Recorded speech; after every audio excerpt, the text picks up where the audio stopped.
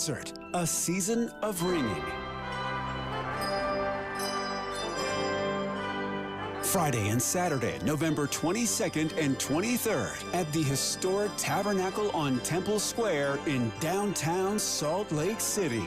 This 32-member handbell choir concert will feature some of your favorite holiday songs, A Charlie Brown Christmas, Joy to the World, Sleigh Bells, and many more. This is a free concert, but tickets are required. Log on to thetabernaclechoir.org. That's thetabernaclechoir.org to claim your free tickets. The Bells at Temple Square Annual Fall Concert, A Season of Ringing, November 22nd and 23rd. Get your free tickets now at thetabernaclechoir.org. Can we talk about something difficult to discuss? Are you going through a difficult financial time? You have equity in your home, but nobody can help? American Home Loans has created the Bridge Loan program to use your equity regardless of your credit at this time. The Bridge Loan can be used to pay debts, collections, IRS liens, divorce settlement, or home improvements. Call at 801-262-2221, 262-2221. This loan creates a bridge between now and a much brighter future. After COVID, one of their clients had over $85,000 in credit cards. Their scores were too low to borrow on their home. American Home Loans was able to save them $2,000 a month. And after 8 months, they qualified for a conventional loan and lowered their payments. The consultation is free and confidential. Please call them and see what they can do for you. The number is 801-262-2221, 262-2221, or go to AmericanHomeLoans.com, AmericanHomeLoans.com, and MLS 245422, Equal Housing Lender. 911, what's your emergency? They kidnapped my son. What would you do if your child disappeared and someone you trusted was responsible? We thought he cared for McKay, when in fact he didn't care for anyone. Listen to Ransom now at ransompodcast.com.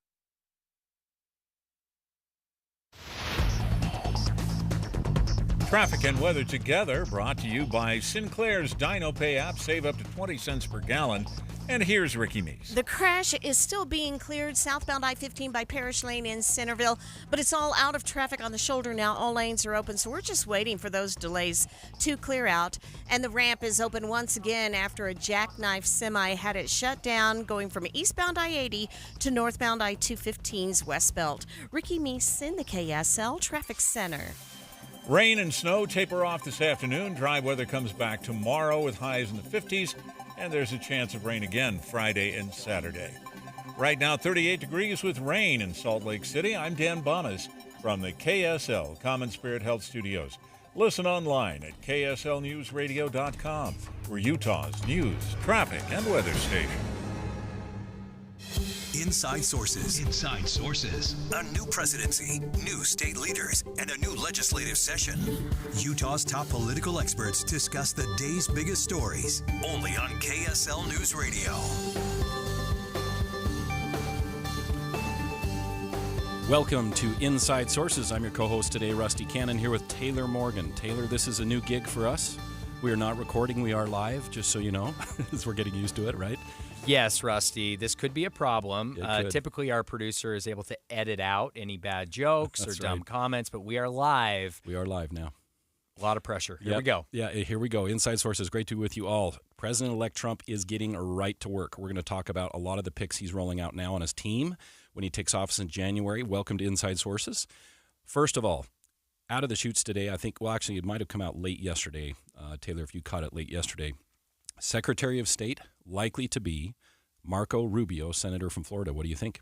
I'm excited about this pick. Actually, Greg Skordas and I talked about this possibility yesterday here on Inside Sources on KSL News Radio. At the time, we weren't 100% sure about this, but it seemed like the pick of Marco Rubio, Senator Marco Rubio from Florida as Secretary of State was a real possibility. Today, it sounds like it is all but official. Yeah, he would be a great fit. He is on Senate Foreign Relations. I think he's been on there for a while. He's also on Senate Intelligence. He's long been seen as a real good advisor on foreign affairs, quite the expert. It's interesting, and this is I was going to get your opinion. Based on the history of he and President Trump, as we all remember, running against each other, various comments made. Yeah. It's so fascinating to see how quickly maybe not so much in this case, a lot of time has passed, but how quickly candidates, elected officials, and others are quite magnanimous, if I use the right word, in saying, hey, let's forget about what we all said and move forward and bring you on the team. Really nice to see. It sounds like they have long since patched things up, and tapping him to be Secretary of State, he will be amazing. Yeah. It will also not affect the chess pieces on the board of the Senate, because if I have it right, the Republican governor, Ron DeSantis of Florida, will appoint someone to fill his term. Do you think Ron DeSantis will appoint himself? So I did read a story today that he has said he would not appoint himself. If I read it correctly, there's many names being thrown out. I don't have them quite in front of me, but at least if I read it correctly, he took himself out. I think that would be kind of odd to appoint yourself. Yeah, not outside the realm of possibility, but certainly would be unusual. I will say, Rusty, to your point, this is one of the biggest questions in my mind going forward into this new Donald Trump administration. How will Donald Trump handle his relationships? Will it all be a purity test based on loyalty and fealty to Donald Trump? Or will Donald Trump be willing to perhaps move on, be magnanimous, maybe reconcile with some, folks like Marco Rubio? Now, I wouldn't say that Senator Marco Rubio has been an ardent opponent to Donald Trump.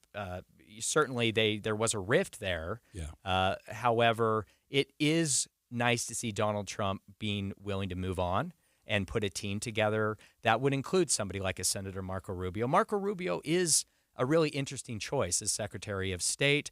He is known for his strong support of key strategic alliances like NATO. He does align with Donald Trump on issues involving Russia and Israel. He would be the very first Latino Secretary of State, which is an interesting point. Of course, Marco Rubio is, the son of Cuban immigrants, brings a very, I think, important, very relevant background personally to that position, potentially as Secretary of State. Yeah, so as he starts to round out the team, similar vein, it's a little bit more of a domestic pick here, but Governor of South Dakota, Kristi Noem, being picked for Homeland Security. This is interesting. She is quite the strong hawk when it comes to immigration, border protection, and you now, if from all accounts, it looks like she would be nominated as Homeland Security. Yep, interesting she pick would there. Stand next to Stephen Miller on policy, who has been knee-deep in this policy long since 2016, and now Tom Homan, who has been named as the border czar, a bit more of an unofficial position, but these are all very, very strong hawks on this area, and it sounds to me like President Trump feels comfortable following through on his campaign promises. And that's another question I wanted to ask you is, what do you think of, does he have a mandate at this point of, not free reign, but a mandate of, well, you're picking who you're picking, let's go? I think so. Yeah, I definitely think that there's a lot of latitude there. I will say, Rusty, that I am encouraged by some of these names and some of these choices. There are a lot of talented people here. And certainly some of them, like South Dakota Governor Kristi Noem, has more hardline, I wouldn't say fringe, but more further right hardline views that align with Donald Trump, especially when it comes to border security and immigration.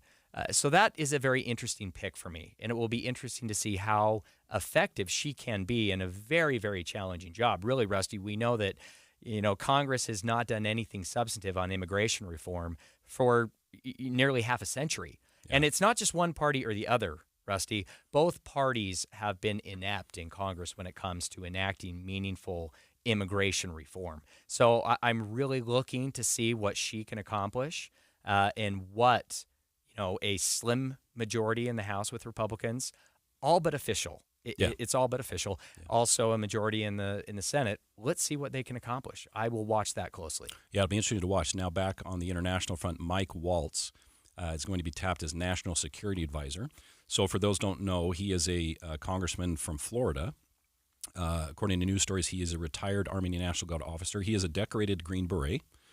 He's been involved in this type of work before. He's served 3 terms in Florida. As I mentioned, decorated Green Beret. He is chair of House Armed Services Committee. He was also a Pentagon policy advisor when Rumsfeld and Gates were defense chiefs. So this one just fits right into that mold and seems like a really good, solid pick. He has been very loyal to Donald Trump in the past, for those that are looking to check that box. But he has all of the qualifications that you'd look for in National Security Advisor, and that is not totally unexpected to pick someone like that. Yeah. Now, next, I want to ask you about one we just saw on X, before we got on the show, someone else who might be being considered. This happened about an hour ago. Brigham Tomko with the Deseret News posted on X. I believe he broke this story, that Utah's own former 2nd District Representative, Congressman Chris Stewart, is currently in talks with the Donald Trump team about a potential position as National Intelligence Director. Yeah. That's certainly a very interesting opportunity, perhaps, for Chris Stewart. It seems that he would fit that job really, really well, given his background in the military, his service in the U.S. House of Representatives on, armed forces and intelligence committees. That is certainly a very interesting pick, one that we'll continue to watch closely. Again, that was posted by Brigham Tomko with the Deseret News on X just about an hour ago. Yeah, real recent. I think that would be phenomenal. Obviously, we all know Chris Stewart well, phenomenal congressman for Utah. And we're obviously cheering for the home team here. But that would be really, really neat if he got into a spot like that. He was on intelligence for a long time. I remember him giving all kinds of speeches and informal talks in the intelligence world, what keeps him up at night. He has been knee-deep in that area, and I think he would be absolutely phenomenal. Yeah. Okay, Rusty, we only have a few seconds left in this segment, but I have to ask you about anyone else from Utah, particularly a well-known senator. There's been a lot of speculation about Mike Lee potentially getting a different role in a Donald Trump administration. What are you hearing in that regard, Rusty? I don't have anything concrete. My personal opinion, and understate that, or I want to overstate that, my personal opinion, I don't think he would take it. Why not? You're just going into the majority. You're going to chair a committee. You have four years left on your term. That's a good spot. I would stay. Okay. But that's just my opinion. I'm not confirming or denying anything. Well, things are definitely moving quickly with this new Donald Trump administration. We will continue to track all of these appointments or speculation, rumors of appointments. We'll keep you listeners informed every step of the way. Coming up next here on Inside Sources, Rusty, we are going to talk about the reason I believe Donald Trump won election this year, the economy. Let's get into what Donald Trump prioritizes and what Congress may or may not do when it comes to the economy. That's coming up after this. The KSL News Radio app will update you on breaking stories. A house explosion this afternoon. And you'll get exclusive audio streams from local events, breaking news, and sports. Cougars feel like they can overcome anything. All of your favorite KSL hosts are there too, so you can listen anytime. Plus traffic and weather. Download it today. The app for KSL News Radio. Hello, car donation hotline. Hi, I'd like to donate a car to the Utah Kidney Foundation. Are you in Utah? Awesome. Let's get some info and we'll send you a tow truck. But I want my car donation to benefit my neighbor in Farmington who needs a transplant. Are you in Utah? That's a gnaw. I'm in SoCal, but you're still donating to charity. What charity? Doesn't matter. Yes, I want my donation to stay in Utah. Righteous dude. You need to call tow cars in Utah. Locals only, am I right? Oh, yeah. I remember tow cars with a K like kidney. It's on a billboard somewhere. TOWKARS.org.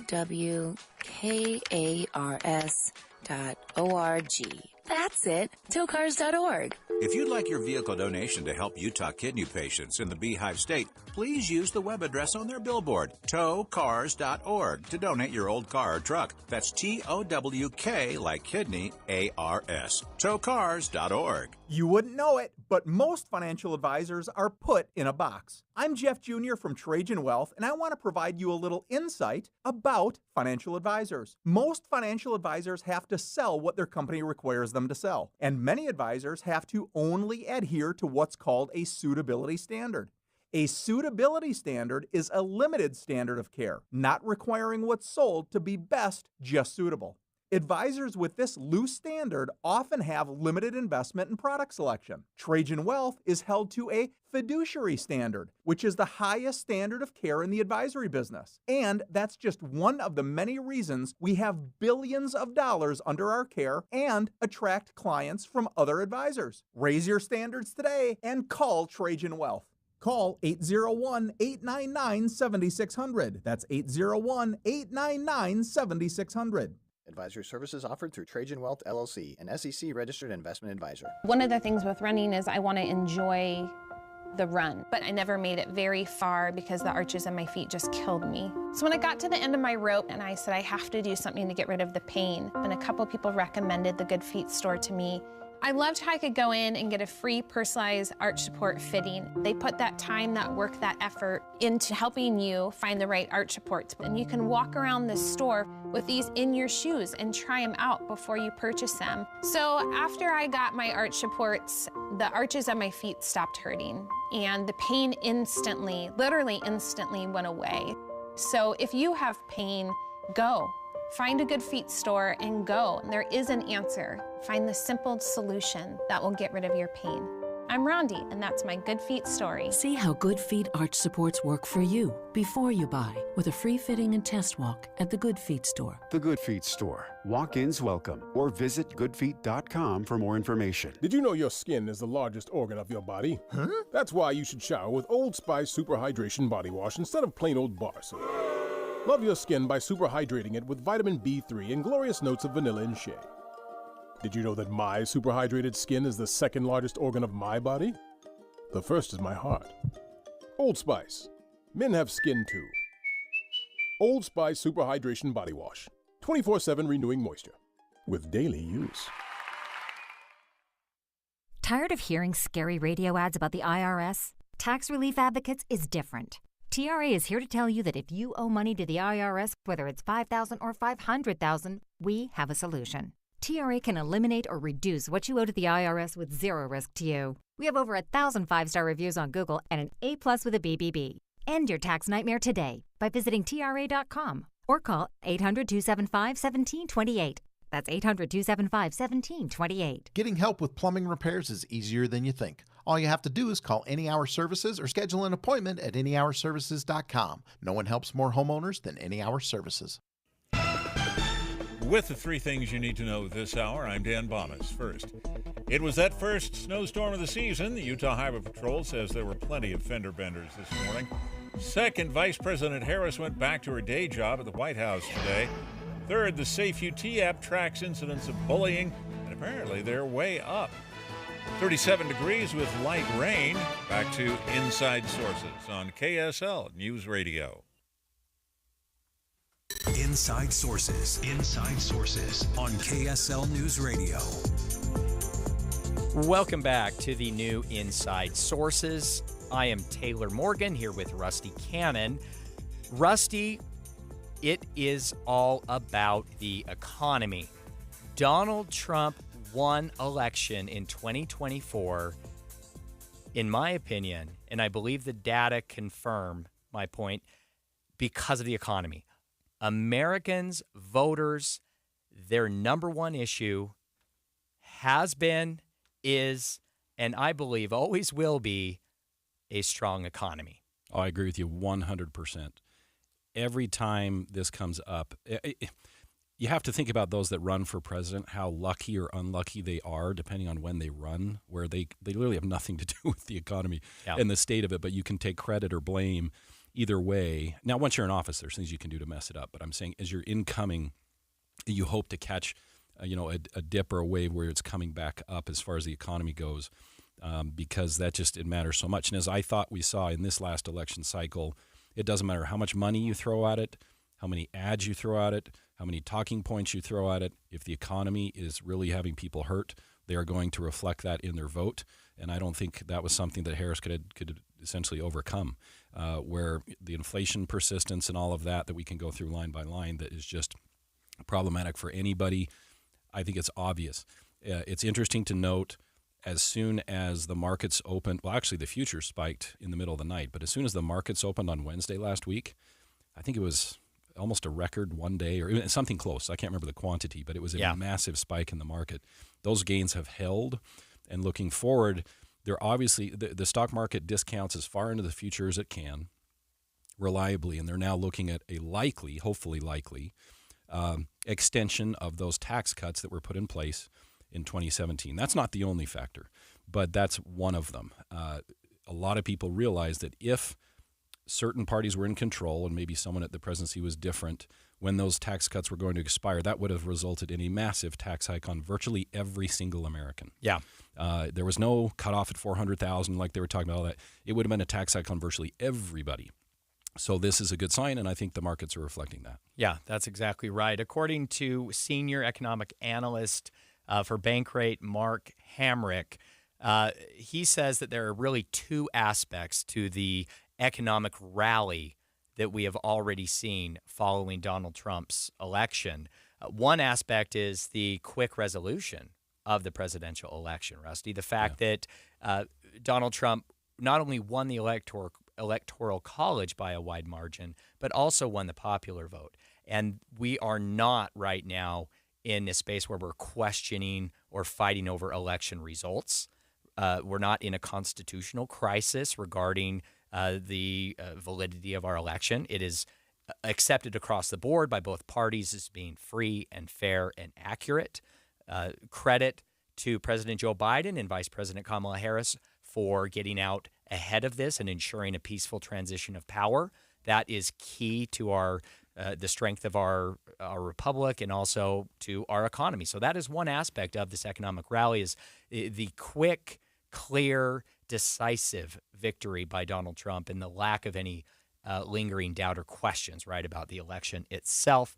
The other is the fact that investors are very excited and very bullish about the prospect of reduced regulation that is really going to help not only corporate profits, but is going to help small businesses, is going to help the everyday taxpayer. It is going to help the economy across the board. Oh, you name it. Even in financial services, in the sector that I deal with, less regulation and a pullback over the last 4 years of a lot of things that have been going on, not in all sectors, but just in financial services, it's going to make a massive difference. So one area where there's a little bit of hand-wringing, I'm curious to get your opinion on this, tariffs. Yeah. Trump has said he staunchly supports this. He said in September at a speech at the Economic Club of New York, quote, "My message is simple. Make your product in America and only in America," unquote. So there are plenty of Republicans that maybe aren't quite in favor of tariffs at all or to a certain magnitude. So here's an example of companies already moving to adjust to this. A multi-billion-dollar shoe company, maybe folks are familiar with it, Steve Madden, they announced Thursday. Now, keep in mind, that's 2 days after the election. They would cut the amount of goods it sources from China by up to 45% next year. So if you haven't paid attention, Trump has proposed a 60% tariff on goods from China and a tariff of up to 20% on other imports. So now there is a rush to import a lot of items, essentially out of China or move that sourcing out of China. I can't believe how fast people are moving. Yeah. To your point on the mandate coming from the clear victory, I think people are moving very, very fast. And now I wonder how much political courage it will take for any Republican to raise their hand and go, "Hold on, Mr. President. Yeah. I'm not sure if I'm okay with these tariffs." You better tread lightly when you do that because it won't go easy. Well, this is one of those pressure points with Donald Trump where Republican conservatism comes up against Donald Trump populism, right? Mm-hmm. Clearly, Donald Trump's talking points about tariffs on the campaign trail was very popular, Rusty, and it was very popular with key demographics of voters, blue-collar voters in 7 swing states. That was a point that really resonated on the campaign trail. Rusty, I almost wonder, and this is just my opinion, that perhaps these tariffs, it's more about having a strong pro-U.S. manufacturing, anti-China talking point in the campaign trail, in a way not unlike mass deportations, right? I don't know that Donald Trump and his administration is actually going to pursue the mass deportations, at least in the way they talked about them on the campaign trail. I would maybe suspect the same with the tariffs. I do believe that they will attempt to do something to even the scale a little bit with Chinese imports. But I do believe that the administration will be receptive, Rusty, to a lot of the feedback they will be getting from economists about the impact that those tariffs could have. Oh, there will be a fire hose of policy advocacy going in the other direction. In all fairness, everyone needs to remember that most things that you use and see and feel every day have all kinds of inputs that are not made in America. Basic materials all the way to the very, very basic minerals, all of that make technological components or anything across the spectrum. I don't want to use the word most, but a large share of those types of things do not come from the United States. Yeah. We can't just seal it off and say, all right, we're good. Whether it's lithium or some of these critical minerals in batteries, electric cars, the phones that we all have sitting on our desk right in front of us, a lot of those materials, if not most all of them, are made in some pretty bad places across the world, including China. Yeah. And so we can't just wall it off and just, hammer this massive tariff on there. Now, if you push the policy far enough, maybe it works. Maybe it doesn't backfire, but I think a lot of that policy making will go on in the next few months. But I don't see a lot of people willing to get in front of President Trump on this publicly. Yeah. Now, I think maybe they'll do a lot of lobbying behind the scenes as well. But I agree with you. Maybe this policy gets molded and melded when it comes to the finish line, because it could be quite problematic in some people's eyes. Well, we know, of course, that Donald Trump will have the ability to enact some policy change by executive order. Yes. Rusty, something like this with the tariffs really would need support congressionally. Donald Trump will have, it appears, at least right now, it looks like he will have a Republican House and a Republican Senate. Yes. I don't know that he will have support in Congress for tariffs, at least in the way he's talked about them. Again, the goal of tariffs, really, what is the goal? The goal is to maybe generate some revenue, to revitalize America's manufacturing and industrial sector. Perhaps there are better ways that we can do that than imposing these kind of tariffs. Ultimately, these tariffs would just raise prices for consumers. Yeah. That is not something Donald Trump wants to do, given that he ran against Biden and inflation. Yeah. Also keep in mind, Biden kept in place many of the tariffs that Trump had put in place. So this isn't new. Some of it is not new. Some of it is still there. So that's an important thing to remember. All right. Next on Inside Sources, we're going to discuss the presidency a bit more and talk about the first things a Trump administration could do. Stick around for that discussion. We'll be right back. It's 1:30 at KSL News Radio. I'm Dan Bomis. KSL's top story this hour: T-Mobile customers in northern Utah still having trouble connecting with their mobile phones. An outage that began during the noon hour was affecting as many as 10,000 connections. Outages also reported around St. George. Reports of bullying went up 112% in just the past year in Utah. This is according to the Safe UT app. Here's KSL News Radio's Alexandria Bonilla. Rachel Lusinski, Director of Community Crisis Services with the Huntsman Mental Health Institute, says there's more awareness around bullying, and the increase could be due to that or the fact that more people have access to the app. But it could also indicate a bullying problem here in Utah. Lusinski says the report's still helping the community keep schools safe and encouraging students to come forward with their concerns. Your money at this moment: the Dow Jones average down still on the day, 292 points down. The NASDAQ is down, but only by about 16 points. And our KSL weather: things are going to dry out over the next couple of days. KSL News Time, 1:31. You know what's great about KSL's traffic coverage? Trained traffic reporters and real listeners. Trading information and making the commute safer and faster for everyone. Every 10 minutes on the nines, we have you covered on KSL News Radio. The impact of a meal goes well beyond feeding our bodies, because when people don't have to worry about where their next meal is coming from, they can truly thrive, like Marta. And now we'll hear from our class valedictorian, who with our hard work never ceases to amaze us. Please welcome Marta Moreno.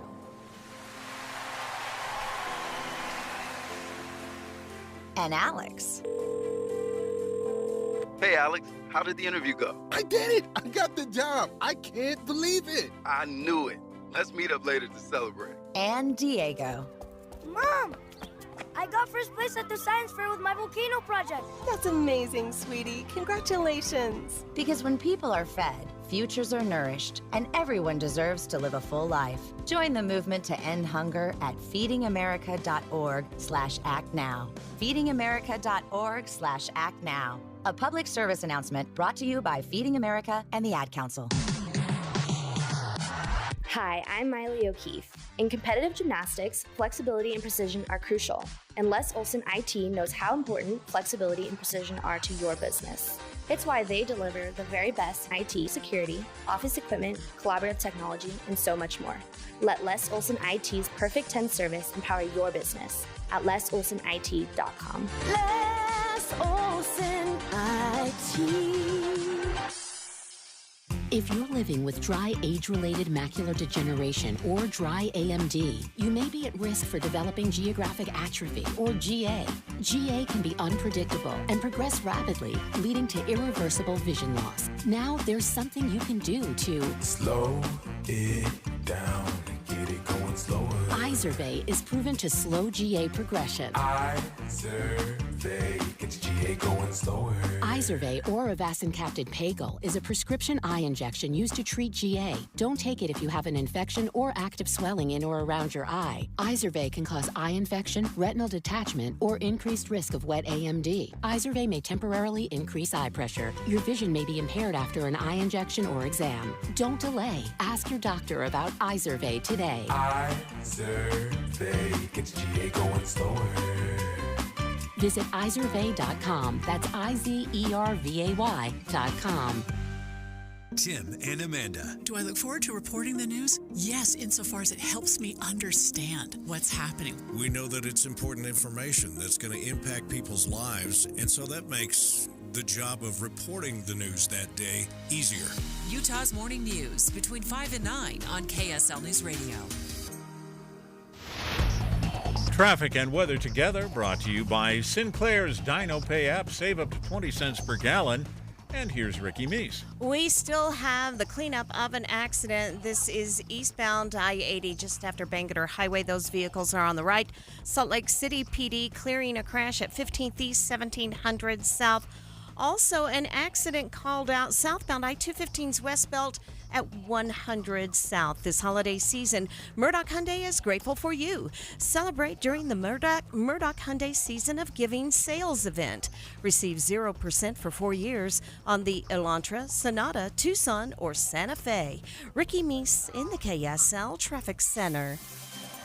Look for rain and snow to taper off this afternoon. Dry weather coming back tomorrow. Highs in the 50s. There's a chance of rain again Friday and Saturday. Right now, 40 degrees with rain. I'm Dan Bomas from the KSL Common Spirit Health Studios. Listen online at kslnewsradio.com for Utah's news, traffic, and weather station. Inside Sources. Inside Sources. A new presidency, new state leaders, and a new legislative session. Utah's top political experts discuss the day's biggest stories. Only on KSL News Radio. And welcome back to KSL Inside Sources. This is Taylor Morgan here with Rusty Cannon.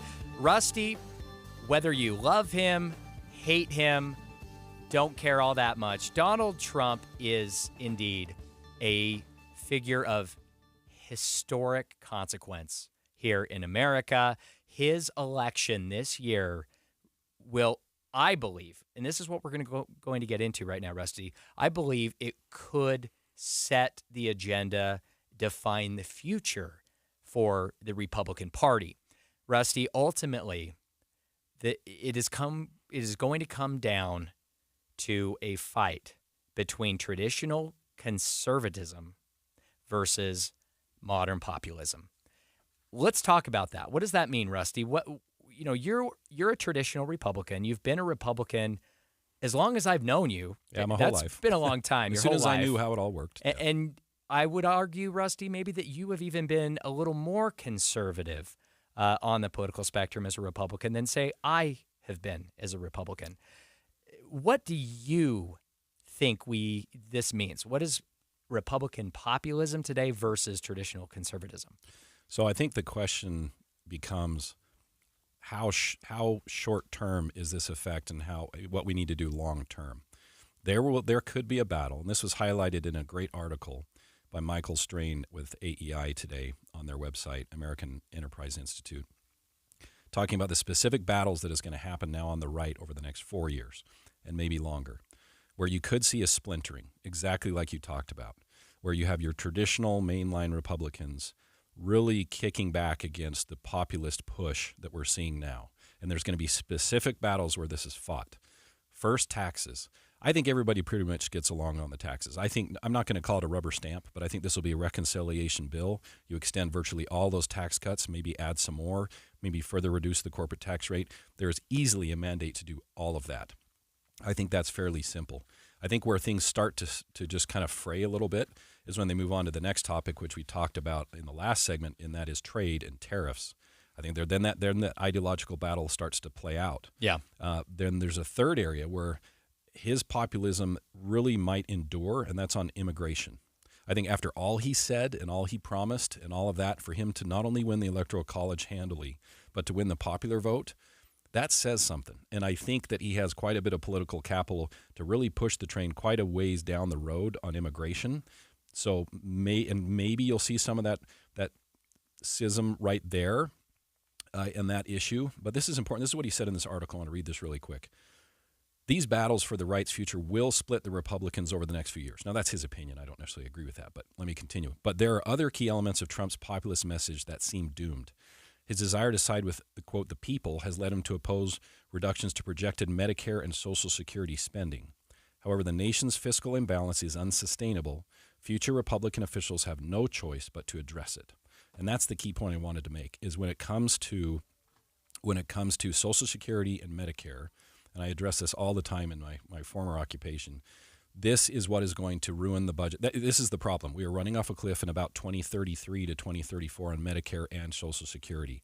And if it is not addressed, those benefits have to be cut. It's an absolute, it has to happen. But you wonder how long can presidential candidates or congressmen or senators kick the can down the road to say, not my problem, deal with it later. Believe it or not, 2032 isn't that far away, 2034. That is really coming, and I think that is where things could really fall apart. Yeah, in between Republicans. Okay, let's talk about protectionism versus free trade. This is certainly fundamental to Donald Trump's political narrative. Donald Trump definitely has leaned populist with protectionism talking points on the campaign trail. Of course, the tariffs. We've talked a lot about that. Yet he appears also to be very free trade when it comes to some of the more traditional pro-business, pro-corporate policies. The Republican Party, Rusty, especially in Congress, where is Congress, in your opinion, when it comes to free trade versus protectionism? And how much of the protectionism argument when it comes to the tariffs and trade, how much of that is focused on China, maybe for political purposes? Well, I think the focus on China is entirely political, or at least mostly political. As far as the makeup of the Congress, that is a great question. I think as of today, there is a much more populist tilt in Congress. However, I think the overwhelming majority of Republicans and I would say maybe centrist Democrats are still kind of that old line that you're talking about, would be more free trade. The point I was making in the earlier segment that, listen, we don't make all of our stuff here. We have a lot of stuff that we get from all over the globe. There's no way around it. And if we want to keep a sustainable economy, have low prices on goods, and not really have bad consequences, we can't just seal ourselves, up with massive it's not going to work. And so that battle, I think there are still, to answer your question, still a large contingent of those in the House, if that's what your question was. Yeah. And I think the Senate would go the same. Okay. Yeah. So I think, this is going to be an interesting thing to see play out in the halls of Congress. I don't know quite how it shakes out at this point. Okay. Let's talk immigration reform, because Donald Trump, I believe, won this election, number one, because of the economy. It was essentially, by American voters, it was a referendum on the Biden administration and the state of the American economy. That, I think, is pretty clear. Mm-hmm. Yet, immigration is an issue. It has always been at the forefront, Rusty. Again, we said this previously here on the show. Immigration reform is something that has been a top 2 or 3 political issue in America for half a century. And neither party has done anything meaningful when it comes to immigration reform in Congress. So this is not just a Republican problem. It's not just a Democratic problem. It's certainly not just a Donald Trump problem. However, I believe that a case can be made right now, this moment in time, that there is more broad and perhaps deeper support for meaningful, substantive immigration reform than ever before. And a lot of this is this push-pull, right, with Donald Trump between populism and conservatism. A lot of this is going to play out with immigration reform. Of course, Donald Trump has called for secure borders. He has cited getting funding to complete the border wall and securing the southern border. That really is, right after the tax cuts, extending the tax cuts, Rusty, that is his next highest priority. Yeah. And it appears as if he will have support in Congress to do that. But also Donald Trump has talked about, not very loudly, Rusty, and not at every campaign rally, but he has talked about increasing quotas for legal immigration. Donald Trump has started to sound a little more nuanced on the issue. Yeah. He has acknowledged and talked about how our economy really does rely heavily upon legal migrant labor. Oh, it's a huge part of the economy. The other thing, now that you mentioned it, maybe I wasn't paying close enough attention. I didn't hear as much this campaign about the wall. Maybe it was just me, but I didn't hear it over and over and over like we did 8 years ago about the wall. Mexico is going to pay for it, all that stuff. Maybe I just missed it. And I'm sure that's still a priority, but I just didn't hear it as much. But you're right. It is good to see him getting a little bit more nuanced, because this will need to be very nuanced, because you can't just, well, A, how do you find everyone? B, how do you round them up? And C, how do you move them out, right? This would be very logistically difficult to pull off. I wonder if there is an effort, but it is more symbolic. Interesting. You know, to where, and I don't mean hollow, but I'm saying symbolic, where, first of all, you've got some that have convicted felons or committed crimes. I think everybody pretty much supports packing them up, right? Yeah. But when you get to others, then you get into very high emotions and other situations where we've got to be careful. It's going to be interesting to see. Absolutely. Well, Rusty, ultimately the question in my mind and in many others' minds is today's Republican Party going to outlast Donald Trump? Will Donald Trump and Donald Trump's unique brand of conservative populism define the Republican Party beyond this next administration, or will it end with Donald Trump? Oh, it's fascinating to watch. No one knows. You can't replicate Donald Trump. No one else can do what he does. Certainly fascinating, and we will continue to have the conversation and to make our best guesses. Coming up after the break, Rusty, it appears as if Republicans will hold on to a slim majority in the House. We will talk about that and how that will impact Donald Trump's priorities after the break. I'm Utah Tax Attorney Jordan Wilcox. Listen to what actual clients have had to say about working with us. I'm Paul. I'm a contractor. I had a tax problem that was pretty significant. Needed some help with the IRS. I had prepared my taxes for a few years, but when I went to file them, I didn't have any money to pay those taxes. And so I just filed the returns in my drawer and went about my business. And about 3 years went by when I did that, and pretty soon I owed $102,000. And I met with Jordan, and we talked about the hole I dug myself into. And from start to finish, the process was encouraging, supportive, saved me about $80,000, $102,000 to $22,000. No complaints. Hi, I'm Jordan Wilcox. You need a tax attorney that's not afraid to fight for you. Visit taxhelput.com to schedule your free consultation. The relief is immeasurable. That's taxhelput.com. KSL Broadcast Group contests are open to participants 13 years of age and older that are residents of Utah, Idaho, Wyoming, and Nevada, unless otherwise specified. Employees or agents of the station, Bonneville International Corporation, or other area radio stations, or any entity associated with the contest may not enter. Persons who have won in the last 90 days from a station contest or event are not eligible. Full general contest rules are available at kslnewsradio.com. Common Spirit Health has expert orthopedic care that gets you back at it and back to your best. Find skilled orthopedic physicians at Common Spirit locations who specialize in general orthopedics and repair of hips, knees, shoulders, and hands, so you can return to running races or chasing the grandkids. Common Spirit Health. Hospitals, clinics, and caregivers all connected to advance healthcare in Colorado, Kansas, and Utah. Orthopedic care with human kindness is here.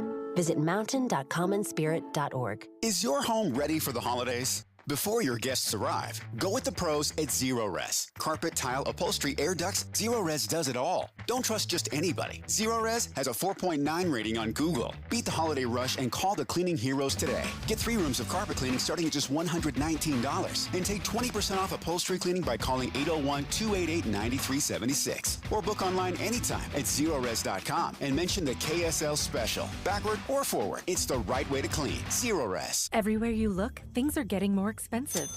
So at Consumer Cellular, we're lowering the price for those 50 and up. Now you can get unlimited talk, text, and data for $30 a line when you buy 2. That's just $60 a month for 2 unlimited lines. So if you're 50 and up, make the switch and save. Come on, you've earned this. Call 1-888-FREEDOM or visit consumercellular.com today. Requires 2 lines of service, age validation, and credit approval, subject to system and area limits, taxes, and other fees apply. Shop early, save big, all month long during Black Friday build-up at Lowe's. Right now, get select pre-lit artificial Christmas trees starting at just $59.98. Don't wait to save. Shop these deals today, in-store or online, because Lowe's knows deals. Discount taken at time of purchase while supplies last. Selection varies by location.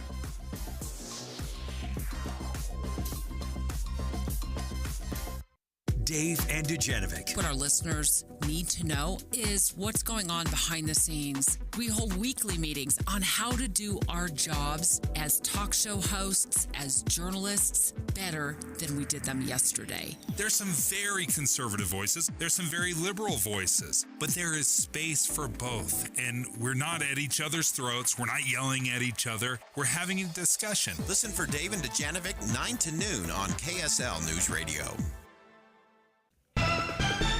With the 3 things you need to know this hour, I'm Dan Bomas. First, the Safe UT app shows incidents of bullying in Utah schools have increased dramatically.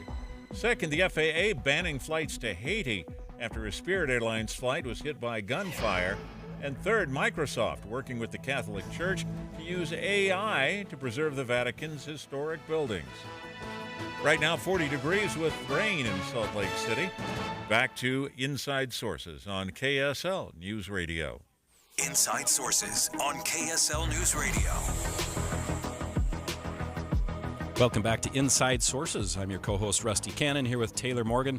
Taylor, I've been in a good mood for the last week. I wonder why. Why is that, Rusty? I think something happened a week ago to where the team I was cheering for did really well, and it's just really great to see. One thing that is cementing today, it looked very likely from the beginning, but now it's kind of getting set in cement, is it is looking more and more for sure like Republicans will keep their majority in the House. It will be slim again. If I'm reading the tea leaves right, you could have maybe a 5-seat majority, according to one website I'm looking at, maybe fewer seats. You also have to factor in now Elise Stefanik leaving. That would be 1 seat there that I would assume would stay in Republican. I've been told her seat is very Republican, so it should be fine there. But no more moving chess pieces we'll see, but maybe a 5-seat majority. What that means is that President Trump will have a trifecta. He will have the House, he will have the Senate, and he will obviously has the presidency, roughly a 53-seat majority in the Senate. As we talked about previously, that's a reconciliation bill waiting to happen on day 2, as quick as they want to do it. Yep. To roll through and get those tax cuts done and move on to the next issue.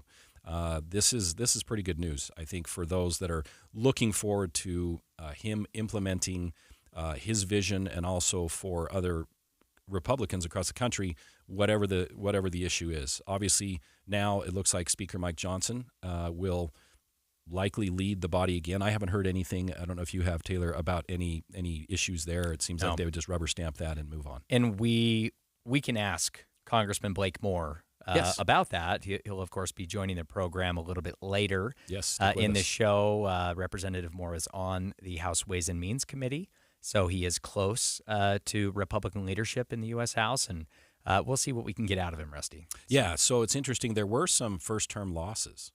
Some New York Republicans were only in there for one term. Representatives Despacito, Molinaro, and Williams, all in New York. They all lost their re-election bids, as did another Republican, Lori Chavez DeRemer in Oregon. So there's some moving chess pieces, but it looks like Republicans hang on. And I want to say a 5-seat majority is slightly bigger, right? Yes. Yeah, it was down to just a... They would increase their majority. Now, again, ballots are still being counted. True. This is projected. It is not yet official. I think really the remaining question, Rusty, is how many seats will they have? What will that margin of majority be? Of course, you have to have 218 seats to have the majority in the U.S. House. And so really the outstanding question right now is, will Republicans in the House have a 4-seat majority, a 5-seat majority? Certainly we will continue to watch that. But again, it does appear as if Republicans will retain and expand their majority in the House. Rusty, this is a clear mandate, I believe. It is a mandate, an expectation by the American people.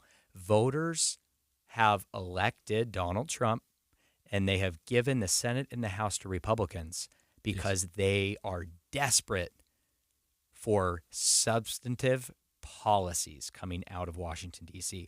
Voters are desperate for a stronger economy. Voters want actual real-life immigration reform. Mm-hmm. And, Rusty, Donald Trump will have a very short leash here, I believe, if he can't get some things Meaning short done. leash on others or short leash on him? Voters are going to vote Republicans out of the majorities in Congress, I believe, in 2026 if they don't get things done. Oh, I would totally agree with you. And Donald Trump, this won't be his first time starting off an administration with a unified government. In 2017, his first term, he also had a Republican majority in the Senate and in the House, yet because of some shenanigans, I'll say, among some House Freedom Caucus members in the House at the time, he was not able to get his policy priorities through. Mm-hmm. I'm thinking specifically of the House Freedom Caucus's successful effort to thwart the repeal of the Affordable Care Act back in 2017.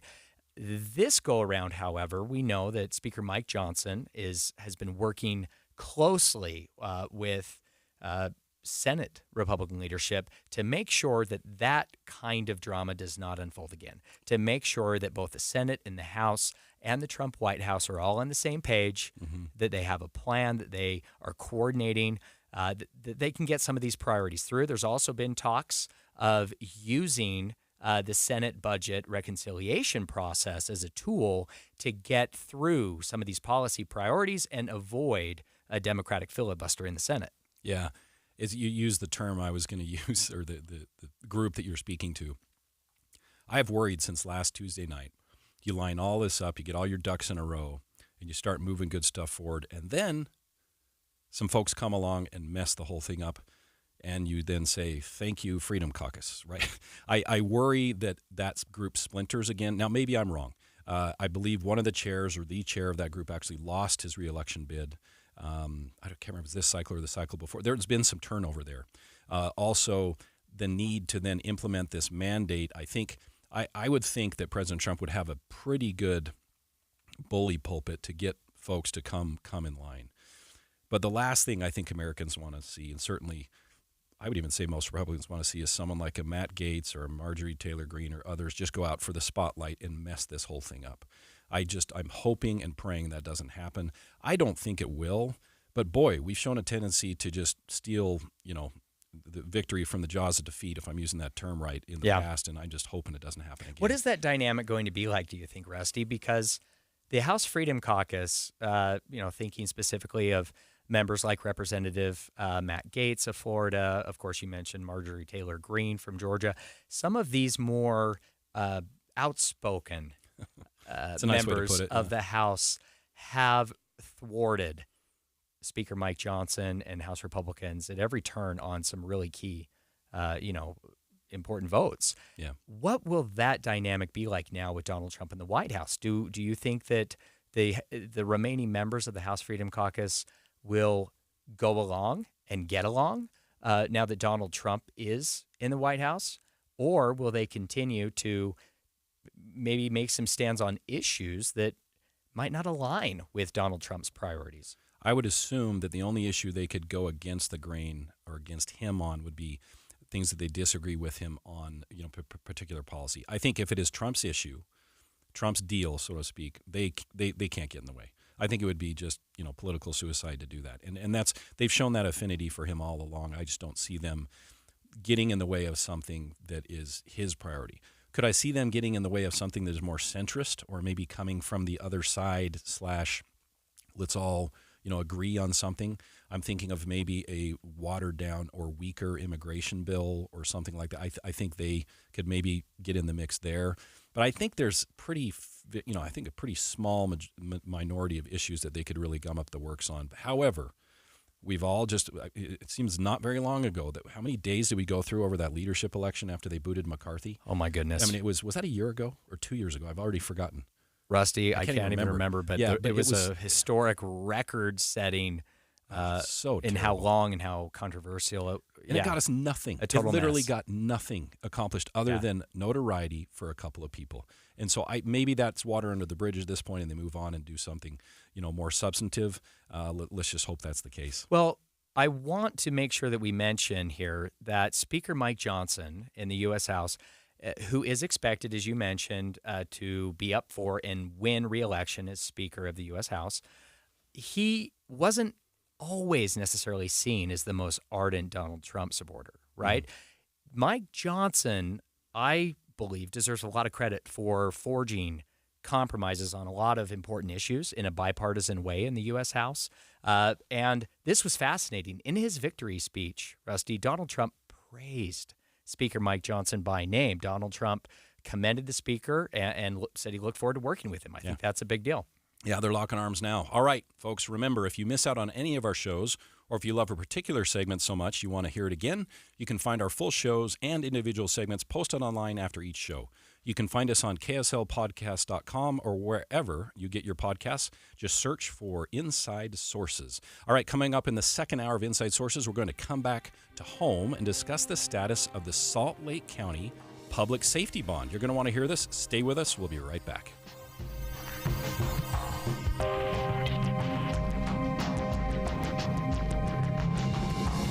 KSL FM Midvale. KSL Salt Lake City. From the KSL Common Spirit Health Studios, this is KSL News Radio.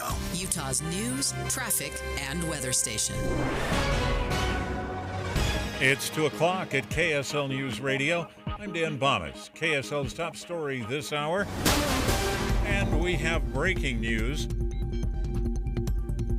A court has once again denied bail for Corey Richens. KSL.com reports Richens is facing 2 first-degree felonies and could spend the rest of her life in prison. The judge also decided not to separate the 2 murder charges, but will separate 4 other charges related to mortgage fraud that reportedly happened in 2021. Utah's gasoline prices have taken a nosedive over the past month, down 27 cents. AAA spokesperson Julian Paredes says they could keep dropping. We haven't hit the bottom yet, and that's probably the good news, is that prices tend to keep going down until December and January. So that's when traditionally gas prices are at their lowest. Paredes says low prices are likely because fewer people taking road trips and refineries are running smoothly, and they've moved on from the more expensive summer blend of gasoline. He says prices will likely start rising again in the spring when more people hit the road. Our top national story this hour from ABC News, Microsoft is working with the Catholic Church to help preserve St. Peter's Basilica in Rome. Their AI platform now will track visitors and help identify structural problems that aren't visible to the naked eye. They'll be using a digital replica of the cathedral that was created by drones flying inside while it was closed to visitors. Your money at this moment, the Dow Jones average Down on the day right now, 382 points as we approach the close of trading. NASDAQ is down 17. And our KSL weather looks like the rain's continuing early in the afternoon, but it's supposed to taper off a little later. That's next. KSL News Time, 2:01. We hope you have the right app on your phone for news. You probably have dozens. But the KSL News Radio app, well, it makes our live stream super easy. Plus, our talk shows are right there as podcast for your workday. That's the app for KSL News Radio. In 2024, dating is a disaster. We've been ghosted, breadcrumbed, stuck in situationships. Hi, I'm Debbie. I'm Caitlin. Welcome to our new podcast, Dating at Her Age. Dating has been so dicey for us, we asked KSL, can we launch an all-new podcast about it? People use these dating apps. You're not really dating when you're on the dating app. Dating at Her Age, brought to you by Mountain Home Services. A new episode drops every Thursday on KSLNewsRadio.com. Basketball season is back. With Jazz Plus, you can watch games live from your TV, computer, tablet, or phone. So don't miss any of the action when you're at home or away. Can't get enough of your favorite team? Go behind the scenes and see what the team is up to on and off the court. With flexible plans, you can choose what works for you. From full season to monthly, or just pick a single game you want to watch. Sign up and subscribe today at UtahJazzPlus.com. Do you find yourself stuck in a timeshare? Get the real facts about the timeshare industry and your options for cancellation. Chuck McDowell, founder of Wesley Financial Group, has put together a free information guide that reveals the secrets the timeshare industry doesn't want you to know, including the 5 ways to get rid of your timeshare. Call now and get this timeshare cancellation guide absolutely free. Call 800-838-6161. That's 800-838-6161. 800-838-6161. This is the story of the one who, as a maintenance specialist for a historic high-rise, knows that vintage charm historically needs constant attention. Which is why, when it's time to upgrade turn-of-the-century mechanicals, they turn to Grainger. With easy access to 1 million-plus products and the scale to deliver when and where you need them. The right tools and supplies are never far away. So the one can keep that vintage building running like new. Call, click Grainger.com, or just stop by. Grainger, for the ones who get it done. Let me ask you a question. You have a best friend? How big would it shock you if somebody told you that your best friend just killed somebody? 911, what's your emergency? Someone on the other line said they kidnapped my son, and they're demanding $500,000. On September 12th, 1995, 12-year-old McKay Everett disappeared from his home in Conroe, Texas. It was a crime that shocked the community because the suspect was so unlikely. So unexpected. Former high-ranking police official, he'd run for sheriff at one point. Law enforcement personnel were pretty much split down the middle over whether or not he actually did this. And to this day, McKay's mother, Paulette, still feels that justice was never truly served. I've asked myself so many times, what in the world happened? Ransom is available now. Listen at ransompodcast.com or wherever you get your podcasts. Traffic and weather together, brought to you by Sinclair's DinoPay app. Save up to 20 cents per gallon. And here's Ricky Meese. We've had an accident on northbound I-15 in Davis County in the Kaysville area. They worked to try to get it moved over to the right, but we still have that right lane blocked with emergency crews. So if you're headed northbound on I-15 going from about Burton Lane towards the Kaysville Ponds, you are going to see a little bit of backup in the area. Attention Wasatch Front businesses and property managers, don't wait for bad weather to schedule professional snow service with GoPave Utah. Your complete parking lot safety starts with GoPaveUtah.com. Ricky Meese in the KSL Traffic Center. Look for rain and snow to taper off this afternoon, then dry weather comes back tomorrow with highs in the 50s, and there's a chance of rain again Friday and Saturday. Right now, 39 degrees with a rain shower. I'm Dan Bomitz from the KSL Common Spirit Health Studios. Listen online at KSLNewsRadio.com for Utah's news, traffic, and weather station. Inside Sources. Inside Sources. A new presidency, new state leaders, and a new legislative session. Utah's top political experts discuss the day's biggest stories. Only on KSL News Radio. Welcome back to the second hour of the new Inside Sources here on KSL News Radio. I am Taylor Morgan here with Rusty Cannon. Rusty, the Salt Lake County Public Safety Bond is not doing well so far on the ballot. It looks as if it is going to fail. Of course, votes are still being processed and reported. We have been in touch with Salt Lake County Clerk Lanny Chapman's office today. We're awaiting some additional clarification, but what we do know is that there are approximately 60,000 some odd ballots that are outstanding that are still being processed. We have been told that results will be posted before 7 p.m. or around 7 p.m. tonight by the Salt Lake County Clerk's office. It may happen earlier. We're trying to confirm the details. If we can get more information, we'll certainly, listeners, share that with you. But getting back to the safety bond, Rusty, this is something we've talked a lot about here on KSL News Radio, KSL at Night, Inside Sources. There were a few different bonds on the ballot this year for Utah voters. Yeah. The Salt Lake City School District bond passed. Yeah, that was a big one. That was a very big one.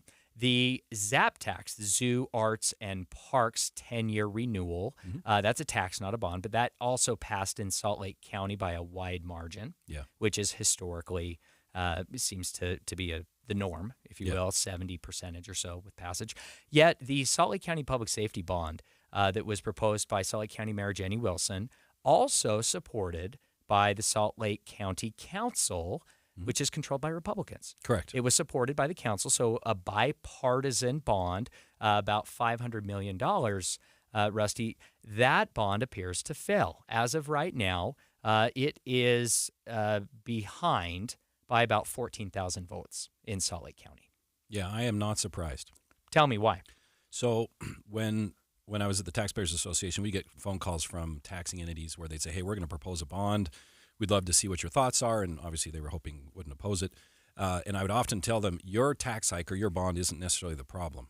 It's everybody else's tax hike or bonds that are the problem. So tell me about this then. Sorry, I don't mean to cut you off, but why did the ZAP tax, Zoo, Arts, and Parks, pass with over 70% of the vote, yet the public safety bond is going to fail below 50%? Well, it gets to the history of these jail bonds, actually. And I'm not going to drag this on too long, I promise. It's a bit of a sleepy subject. However, I find it fascinating, the nerd that I am. So way back in the 1980s, this was actually an issue down in Iron County. They had to rebuild a jail at that point, or build a jail. And voters consistently voted it down. So the county folks there formulated a new way to do this. They said, well, let's just not ask for a vote. Let's just build it and then lease the building from ourselves and call it a lease revenue bond. And it was this new structure. Well, a couple of the county folks were so upset about that, they refused to do their job, literally like send out the notices and get it done. Oh, wow. It went all the way to the Utah Supreme Court, where they then blessed the process. And that created what is called now a lease revenue bond, to where they can go around voters and still issue a bond. Now, we actually worked on some legislation this last session to put some curbs around that. However, exempted from that were jail bonds, because typically what happens is that are very hard to pass because, and I don't mean this in a bad way, but a lot of times voters say, you know what, let them rot. I don't care. We're not spending hundreds of millions of dollars to build a fancy new jail. Yeah. I'm sure what we have is fine. Now, the problem in Salt Lake County, as a lot of elected officials said, is that they haven't added jail beds for 23 years. The population has grown by 300,000 people. This is an issue. That is, I think, why you found that bipartisan support. They do, like it or not, will have the option of going the lease revenue bond route going forward. It's not as easy to do that for school districts and others, but there is a carve-out for correctional facilities, because it's just really, really hard to get voter buy-off on building these types of things. But to your other point, $500 million bond on top of a $700 million bond on top of everybody's, mad over the last few years over what's happened to property taxes. Yes. No one wants more debt at this point. The public safety bond would have combined Salt Lake County's two jails into one, closing the Oxbow jail, adding beds and services to the high-security adult detention center on 3300 South. The largest portion of the bond money would have been used to build a Justice and Accountability Center for low-level offenders to receive resources. Rusty, as a political consultant, I was actually surprised when I received my ballot. Really? a long time ago, and the bond was titled something different than I expected. We know, according to polling and according to the messaging that County Mayor Jenny Wilson and the Salt Lake County Council was pushing going into the election, they were promoting the public safety bond. Of course, among voters, according to the polling, public safety and reducing homelessness and crime and recidivism, that is a top priority among voters in Salt Lake County. So that was the title of the bond on your ballot? The title of the bond on the ballot was Salt Lake County Jail Bond. Oh, got it. Yeah. Not Salt Lake County Public Safety Bond. So, Rusty, just as a campaign strategist here, I wonder how county leaders ended up putting county jail bond on the ballot instead of public safety bond. Because, listen, if I'm a voter, an everyday voter, and I'm not tracking this issue, and I don't believe many did, there was not a lot done to educate voters or to promote this issue in terms of an actual yes campaign on the ballot, right? Yeah. So all the talk about public safety, and voters open up their ballots and they see jail bond. Yeah. Do you think that contributed to its demise? Oh, I think it could. I don't live in Salt Lake County, but I would say yes. I think you're right. Messaging matters. They have a lot of guardrails around government entities pushing for the campaign. They have to be very careful about it. Sure. Which makes sense. You know, from a taxpayer advocacy point, you don't want them just running over everybody with, really flashy advertising and all. They do have some curbs around it. So they were maybe a little hamstrung there. But yes, I think the word jail is likely one of the culprits. Like I said, it's just not a priority that a lot of people put importance on. It's they think, okay, we want to have good schools, we want to have good city streets, and all of those things. They just really don't put a lot of importance. I should rephrase that. They don't put as much of importance on correctional facilities or jails or prisons because, it's a hard sell to say, no, I think they're fine in the environment they're in. And I think the issue here, as far as I understand it, in Salt Lake County, it's space. Not necessarily conditions. I think the Oxbow jail is very old, but in addition, I think it's more of a space issue. Yeah. And just having a lot more people in correctional facilities and overcrowding. So big issue. And I think one of the big issues that was lost, perhaps in the title of the bond, was the fact that so much of the problem with homelessness and the kind of the first offender, low-level crime, so much of that is tied to mental health. Yeah. And according to Salt Lake County Sheriff Rosie Rivera and Salt Lake County Mayor Jenny Wilson, Salt Lake County is the largest provider of quote-unquote mental health services in the state. So really that new Justice and Accountability Center, Rusty, my understanding is it was targeted at mental health services and reducing homelessness and that kind of crime. So certainly it'll be interesting to see where county leaders go from here. Again, results not final, not official, but it appears as if the Salt Lake County Public Safety / jail bond will be defeated. All right, coming up on Inside Sources, Utah House Democrats may lose their only seat outside of Salt Lake County. We'll talk about Weber County's House District 10 after the break.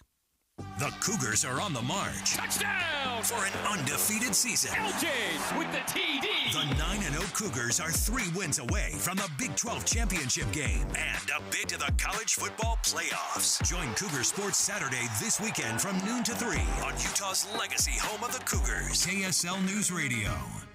Fall is around the corner. Are you ready to upgrade your home with stunning new doors before the holidays, but are overwhelmed with how to begin? Peach Doors is here to make the entire process smooth and stress-free. Visit their showroom to see their wide selection of wood doors, durable fiberglass, energy-efficient aluminum, oversized glass bifold doors, and so much more. It's not just about looks, it's about durability and security to protect what matters most. Let Peach help find you the perfect match for your home, budget, and personal style. Visit their showroom and see for yourself. No pushy sales tactics and only guidance from their experienced staff. No inflated markups just to offer so-called discounts. See their 5-star reviews where customers rate them on their attention to detail through every step of the sale and installation process. Amazing home transformations begin with windows and doors. Serving Logan to St. George, just Google Peach Building to see for yourself. Or check out peachbuildingproducts.com. At Common Spirit Health, we know that lifelong health and well-being starts with primary care. So we have doctors and providers who see you, hear you, know you, and understand you. Because understanding you means understanding your needs. And that leads to a deeper knowledge of the prevention, wellness, and treatment options that may be best for you. It's primary care that treats your whole family like family. It's primary care with human kindness. Discover all the ways you can find and connect with a primary care provider at mountain.commonspirit.org. You do countless things without a second thought to protect your family and home. Every time you're in the car, you buckle your seatbelt. Before the next load of laundry, you remove the dryer lint. When you head out, you always lock your doors. And one simple task, done far less often, can protect your family and home this winter. Schedule a furnace inspection by a certified heating contractor to check for safety and efficiency. A friendly reminder from Enbridge Gas. When you crash your car, you get it fixed. When your computer crashes, you get a new one. But what will you do if you've been saving in a 401k or an IRA and the market crashes? If you're in your 30s or 40s, you'll be just fine. But if you're in or near retirement, you could be in trouble. Mike Stevens and his team at Capital Wealth Advisors are here to help. They can run a risk analysis to see if you're too heavily invested in the market. Don't let the ups and downs of Wall Street control you or your retirement dreams. Call 801-210-5500 today to schedule your risk analysis with Mike Stevens and the team at Capital Wealth Advisors. That's 801-210-5500. Crashes happen. Question is, are you ready? Capital Wealth Advisors, 801-210-5500. Investing involves risk, including the potential loss of principal. Advisory services offered through Capital Wealth Advisors, LLC, a state of Utah registered investment advisor. Getting help with electrical repairs is easier than you think. All you have to do is call Any Hour Services or schedule an appointment at anyhourservices.com. No one helps more homeowners than Any Hour Services. How does a soccer club, born in an unlikely place, Utah? You sure you want to do that in Utah? built with players no one else wanted, We knew no one believed in us. reach the league's highest heights? We finally did it. It was like just this feeling of getting to the top of the mountain. How does that same team find a way to shatter expectations in the midst of a fight for its own survival? Our club is burning to the ground as we speak. I'm Amy Donaldson, and in a new podcast, Making of a Moment, the RSL story, we take a closer look at one of those iconic sports moments Soccer is a crazy game, and we saw it firsthand tonight. and unravel how knowing the truth of these moments can transform what they mean. I just kind of got chills right now thinking about it. Making of a Moment, the RSL story, is available now. Follow us at makingamomentpod.com or wherever you get your podcasts. With the three things you need to know this hour, I'm Dan Bomas. First, the Safe UT app shows incidents of bullying in Utah schools have increased dramatically. Second, the FAA banning flights to Haiti after a Spirit Airlines flight was hit by gunfire. And third, Microsoft working with the Catholic Church to use AI to preserve the Vatican's historic buildings. Right now, 40 degrees with rain in Salt Lake City. Back to Inside Sources on KSL News Radio. Inside Sources. Inside Sources on KSL News Radio. Welcome back to Inside Sources. I'm Rusty Cannon, here today with Taylor Morgan. All right, we're going to talk about a bit of an upset. This was a recent change as they're continuing to count ballots. We're going to talk about Utah House District 10. So one of the state races we've been watching has been in this district, District 10 up in Weber County. It has been the only Democrat House seat held outside of Salt Lake County. However, as votes have continued to be counted, it looks like the Republican, Jill Coford, is going to win that race, Taylor. Yeah, this election, Rusty, for Utah State House District 10 in Weber County has been at the top of my list for legislative races to watch. Yeah, same with me. This entire year. Yeah. This campaign battle between Rosemary Lesser, the incumbent Democrat, and Jill Coford, the Republican challenger for Utah House District 10, may end up becoming the most expensive Utah House race in history. Wow. There's another race recently down in Sandy between Democrat Suzanne Harrison and Republican Brad Bonham that was also hotly contested, where a lot of money was spent. But this race, Rusty, might eclipse that in terms of amount of money spent on both sides. We're talking hundreds of thousands of dollars, Rusty, for a Utah House district. That is a lot of money. That does not happen very often. No, it doesn't. It's been fascinating to watch. And we are lucky enough to be joined now by the winner of this race, Jill Coford. Congratulations. Welcome to the show. Thanks for joining us. Thank you, Rusty. Happy to be with you today. So this is pretty fascinating. I think it's not official, but it looks pretty much official at this point where you've pulled out that victory here. We'd love to hear about the campaign, about how it went. It looks obviously very tight race. What kind of things were you hearing from voters as you were campaigning? Tell us what this whole experience was like for you.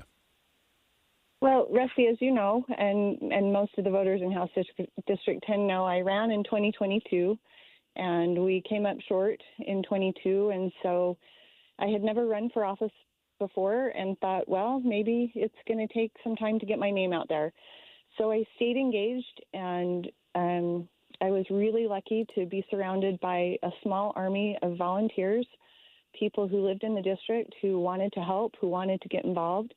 And without their help, without their financial donations, it was a heavy lift, and we knew that. But just had a lot of really amazing support. This was definitely a team effort, and I am so grateful and really humbled by the amount of support, the amount of people that came out and helped.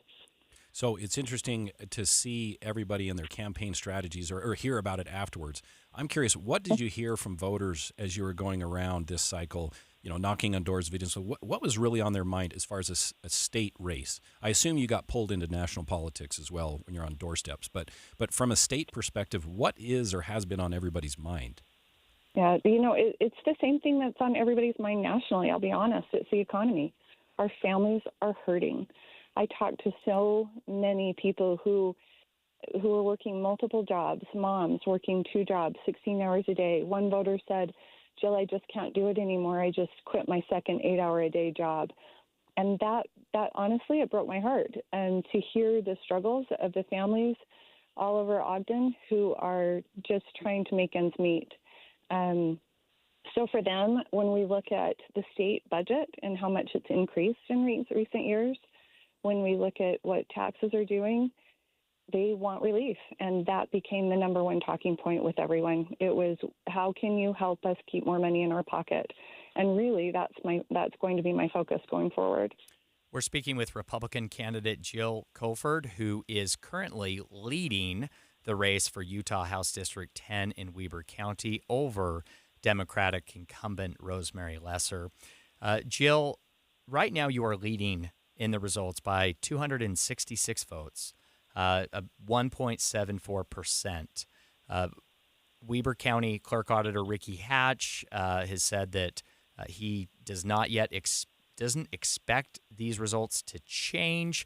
It is not yet final or official. The canvass will happen a week from today. At that point, it will be official. But it does, of course, look as if you will indeed win Utah House District 10 and take office in the Utah legislature in January.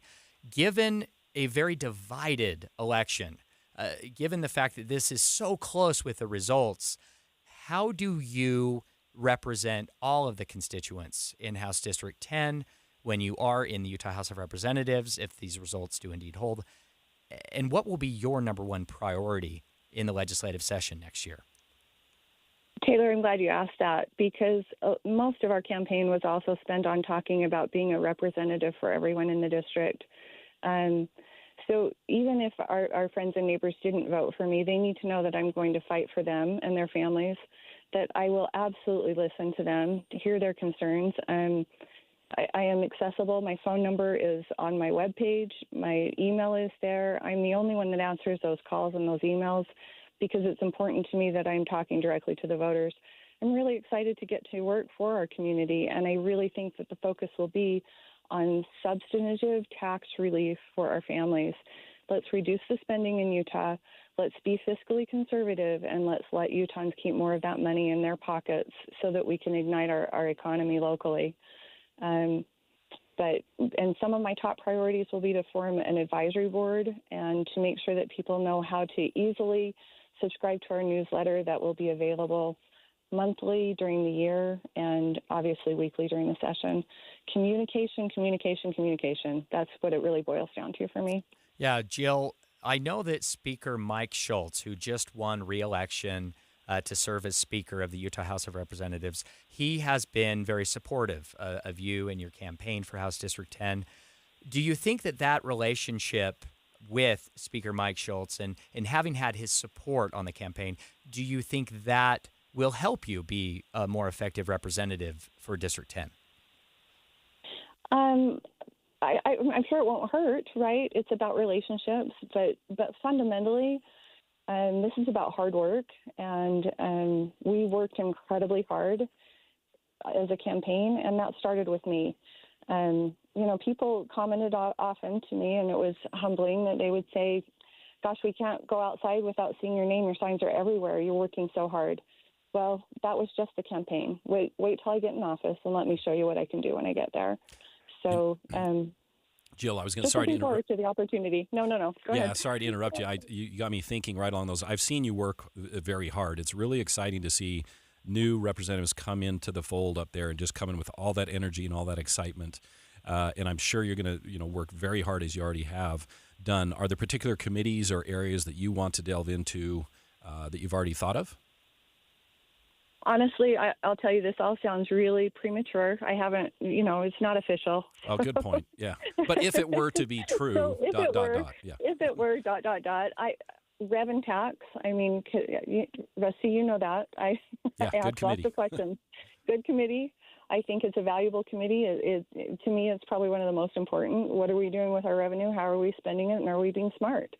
And can we reduce the tax burden for our residents? I sound like a broken record, but honestly, at the end of the day, let's follow the money and let's do better. Utah does some things really, really well, but I think we have an opportunity to improve. Yeah. So we're speaking with. Sorry, go ahead, Jill. No, I was just going to say natural resources is another interest for me. Energy and water, I think we're in an arms race with the way technology is going. If we're not talking about energy and water, then we're behind. Yeah. I wanted to remind our listeners, of course, that we are speaking with Republican candidate for Utah House District 10, Jill Coford. At this moment in time, Jill is leading that race by just under 2 percentage points, by 266 votes over Democratic incumbent Rosemary Lesser. Certainly a race we will continue to watch. We should point out, Rusty, that we did reach out to Representative Rosemary Lesser to ask her to join the program. We did not hear back in time before this segment, but we will continue to try to reach her and welcome her to the program to share her thoughts on the race and where it is right now. Jill Coford, appreciate your time. Thank you for joining the show. A pending tentative congratulations. Yes, exactly. On the outcome at District 10. If we see you up on the Hill, we wish you the best in your new responsibilities there. Thank you so much. I appreciate the opportunity to talk. Thank you so much. All right, Taylor, it is so good to hear from these new folks coming in, all that energy they have. All right, you're going to want to stay with us. Next, we're going to discuss Senate leadership vote happening in D.C. tomorrow with Utah's newest senator-elect, John Curtis. We'll be right back. It's 2:30 at KSL News Radio. I'm Dan Bomas. KSL's top local story this hour. T-Mobile customers in downtown Salt Lake City are able to make calls again now. The system was down for a couple of hours this afternoon. T-Mobile tells KSL News Radio that users who are still having trouble connecting should reboot their phones. Senator-elect John Curtis says Boyd Matheson will be one of his strategic advisors. Curtis made that announcement in a news release this morning. Matheson left KSL News Radio last week after several years of hosting Inside Sources, as well as serving as opinion editor of the Deseret News. Before that, he was chief of staff for Senator Mike Lee. Our top national story this hour from ABC News. Firefighters battling the Jennings Creek wildfire on the New York-New Jersey state line say they are making slow progress. The area got some rain this week. It wasn't enough to put the fire out. Christopher Franick is the incident commander. Pretty much they're hiking their way in, and there's really no easy access. They're carrying all their equipment, tools, no real bulldozers. Franick says stronger winds have also been a problem for firefighters today. Your money at this moment, the Dow Jones average down 382 points at the close of trading today. NASDAQ was down 17. The S&P 500 also down 17 today. And at KSL weather, looks like the rain will dry up and things will get sunny tomorrow. That's next. KSL News Time, 2:31. It's a priority for us at this station to bring you all sides of a story and to talk about the news fairly, completely. Get all the facts and be really aware. Utah's Morning News with us, Tim and Amanda. Weekday mornings 5 to 9 on KSL News Radio. Often, we see people we don't know, sleeping on the sidewalk or maybe asking for money. You may think to yourself, wonder how this person ended up in that situation. The rescue mission of Salt Lake changes people's lives and helps them become the person they were truly meant to be. They just need a little help to get back on track. The rescue mission relies 100% on public support and receives no government funding. Those small donations can add up to transform someone's life. In as little as 12 months, a person can move from homelessness to stability, gain an education and life skills mentoring, to employment, housing, and self-sufficiency. Additionally, the rescue mission provides daily meals and offers an emergency shelter every night, plus hygiene, clothing, and a warming center, all to help those on the street get off the street and change their life. Visit Rescue Mission of Salt Lake now. That's rescuesaltlake.org, because a little donation goes a long way. KSL offers the best daily newsletter in the state. It's the 3 things you need to know. Every weekday, we deliver quality and relevant content to your inbox. No ads, no spam, just the 3 things you need to know to be informed about the world around you. Subscribe today. Visit KSLNewsRadio.com or text the word inbox to 57500. That's inbox to 57500. Hey, pet parents. With Progressive's collision coverage, you get extra protection for your cat or dog, because there's nothing worse than seeing your pet hurt. Like when you see their face after accidentally stepping on their tail, and you say, "I'm so sorry, Mr. Pickles." But as you kiss his nose and rub his little belly welly, you know Mr. Pickles is thinking, "You betrayed me."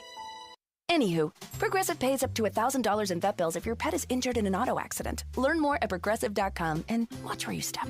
Progressive Casualty Insurance Company and Affiliates. Collision coverage subject to policy terms. Not available in all states. This is the story of the one who, as a maintenance specialist for a historic high-rise, knows that vintage charm historically needs constant attention.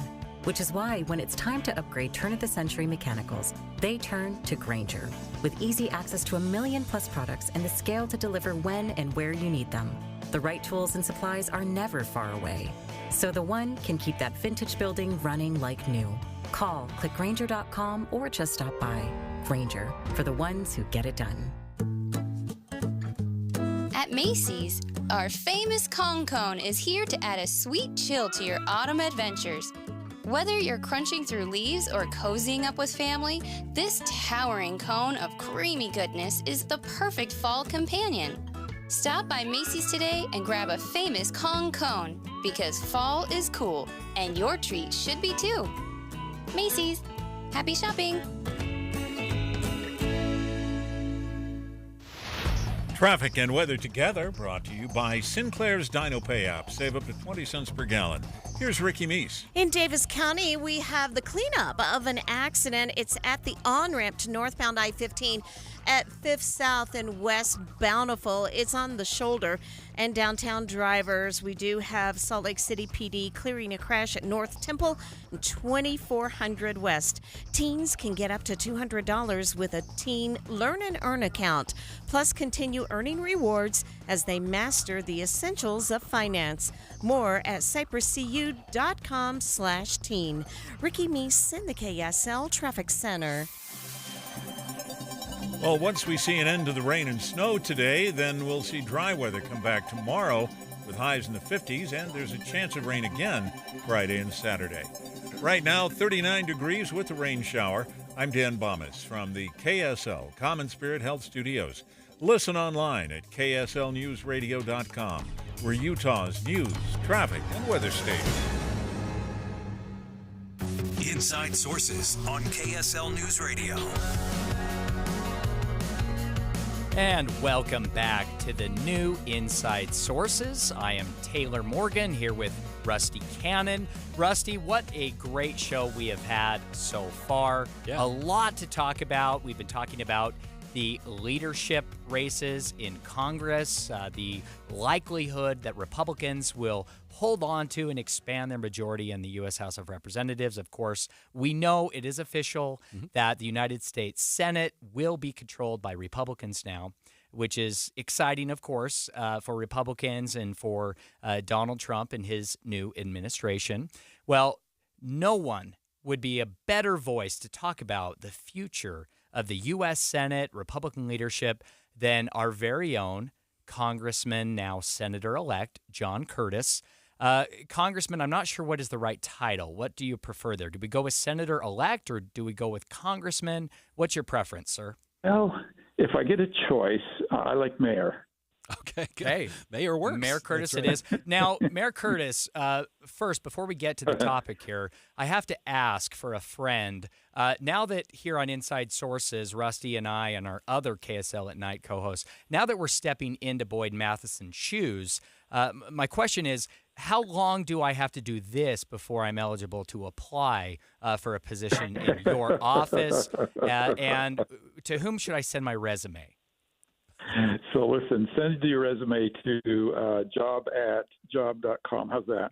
Sounds good. And listen, I'm so pleased that Boyd's a part of our team. You love him. We love him. Everybody loves him. And we would love to have you part of the team, too. So let's have a conversation as soon as we hang up. All right. Well, more importantly, Senator-elect, Mayor, Congressman, can you give us a sense of what is happening in the U.S. Senate in terms of leadership elections for this new Republican majority? Absolutely. And it's interesting how in tune the state is with this. You won't be surprised to know I'm hearing from many people through all sorts of mediums. And by the way, I welcome all of that. I think that's important feedback. Here's I think that the state of play.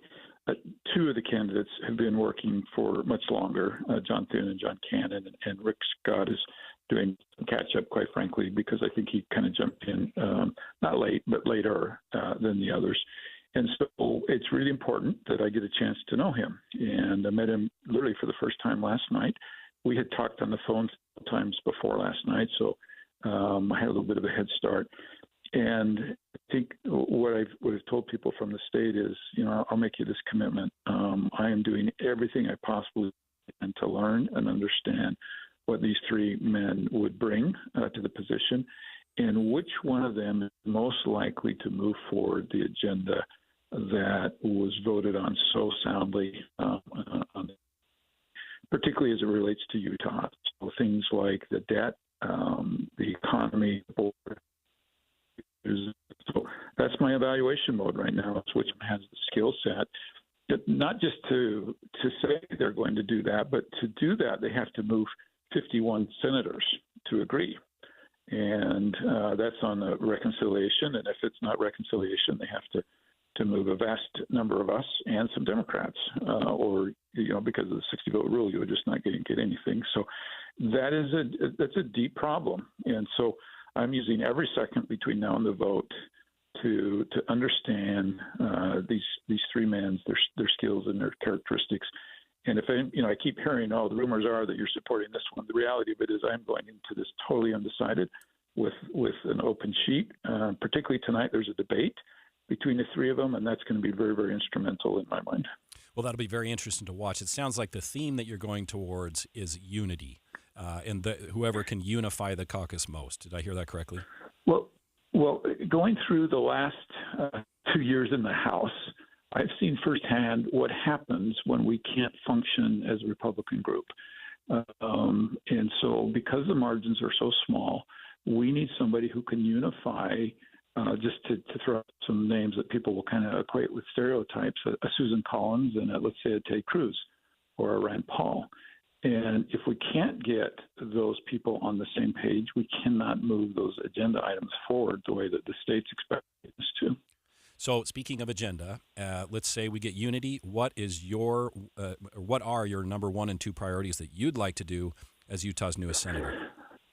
Well, so I'm going to give a shout out to what I would say what's really important to Utahns, and just to double down again, economy, inflation, debt, border, all of those things. Clearly, some specific skill sets that I bring from the House. I deal a lot with energy, permitting reform, public lands. We've got these two monuments that, President Trump's very first thing he's going to do is, what do you want me to do with these two monuments? So public lands, huge. Our relationship with China, very huge. There's a lot right now that I feel like it's just like mission number one. Yeah, we're speaking with Senator-elect, Mayor, Congressman, Representative, pick a title, he has them all, John Curtis, about the leadership elections in the U.S. Senate that are coming up and his priorities. Mayor Curtis, I want to point out that you won election this year with broad support throughout not just the state of Utah, but you also carried Salt Lake County, which is not necessarily typical for a Republican candidate. I think there's a clear message from Utah voters calling on you for leadership and to go about business in the U.S. Senate, perhaps in a different way. Can you speak to that? Well, I do think that that's true, and as I travel the state and the district, there's a couple of themes. One is they really rewarded the fact, I think, that I get things done. That we've had substantial public land legislation, some really important things. So I think that's one thing. One thing that I think I was rewarded for, but I'll just say at the onset, it's never good enough.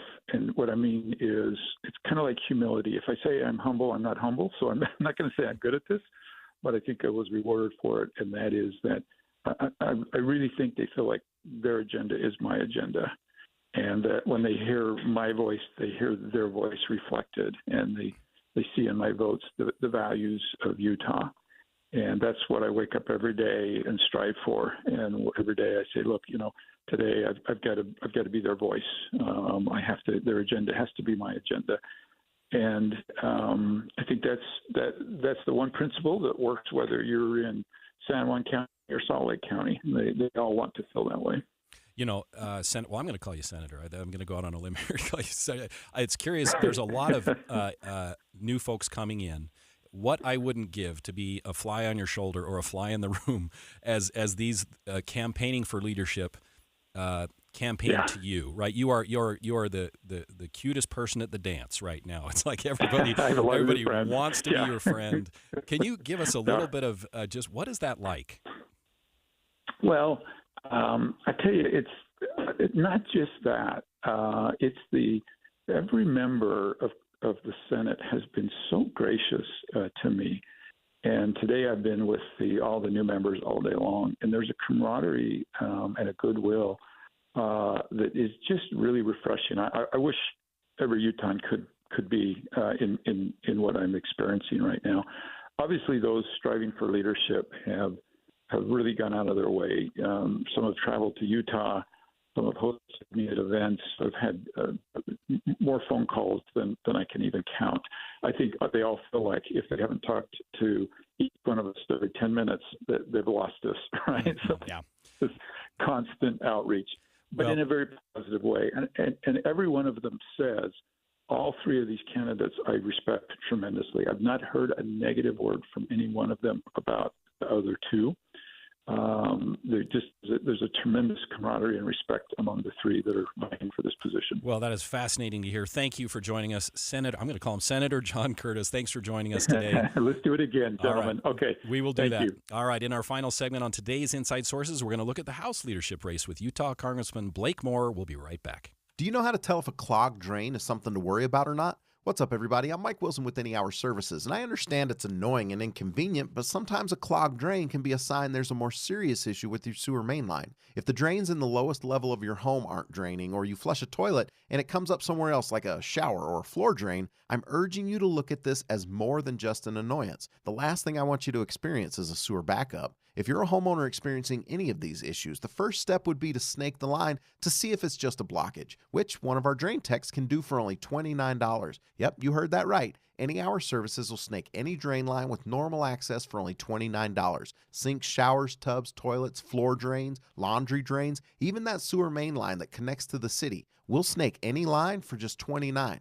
For help with your drain issues, call Any Hour Services at 801-443-7700. You can Google Any Hour Services. You can even schedule online at anyhourservices.com. No one helps more homeowners than Any Hour Services. Downy Rinse and Refresh. Break up with stinky clothes. Rinse it out. Every now and then I get a little bit tired of the stinks that just will never come out. Oh, Downy in the rinse straight. Every now and then I rinse it out.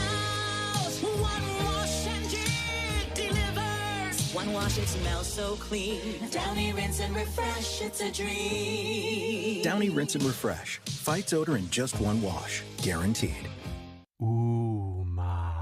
What was that? That is business phone bliss with the Ooma Cloud Phone System. It handles all our voice, video, and messaging needs. You sound very... Calm? I am. Ooma has everything I need to run my business more efficiently, like virtual receptionist, call routing, and video conferencing. And it starts at just $19.95 per month per user, plus taxes and fees. Ooma. Nice. Find your business calm at ooma.com/radio. I'm Utah Tax Attorney Jordan Wilcox. Listen to what actual clients have had to say about working with us. I'm Paul. I'm a contractor. I had a tax problem that was pretty significant. Needed some help with the IRS.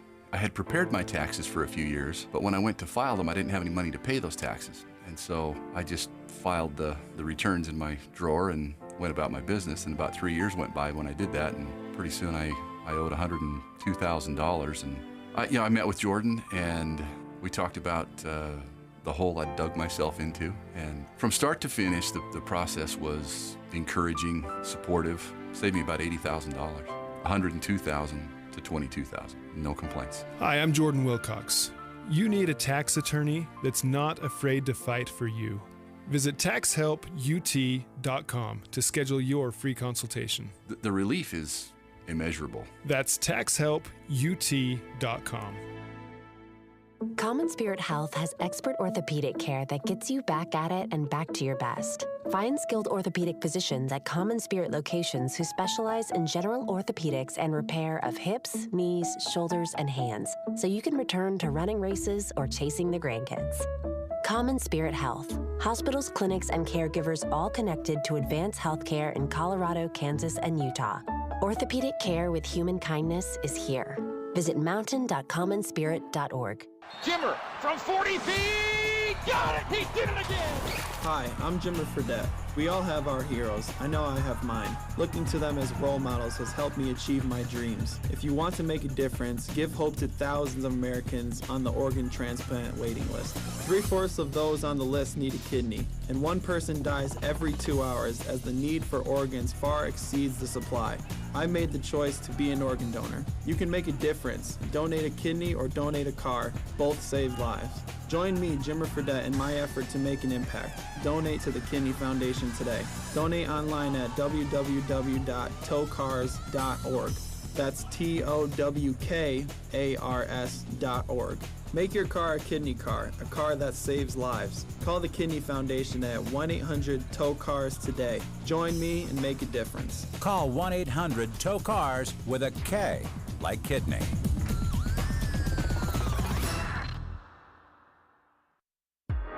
Dave and Debbie.